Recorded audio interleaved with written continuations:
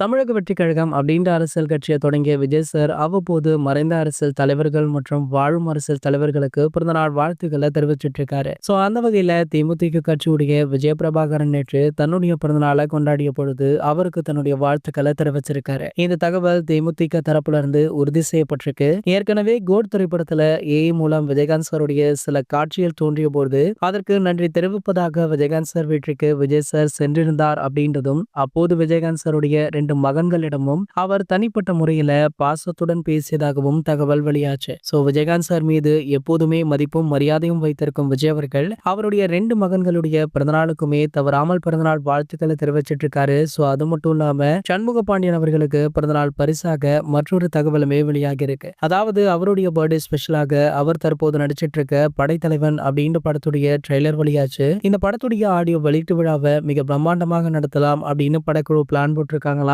அந்த ஆடியோ வெளியீட்டு விழாவில் தளபதி விஜய் அவர்கள் என்ட்ரி கொடுக்க போவதாக செய்திகளுமே கிடைச்சிருக்கு. சோ கேப்டனுடைய குடும்பத்திற்கு அவர் செய்யற ஒரு நல்ல உதவியாக இருக்கும் அப்படின்னு பலருமே சொல்லிட்டு இருக்காங்க. இது போன்ற செய்திகளை பத்தி நீங்க உடனே தெரிஞ்சுக்க நம்மளுடைய தளபதி டாக்கீஸ் அப்படின்ற நம்ம சேனலை சப்ஸ்கிரைப் பண்ணிக்கோங்க.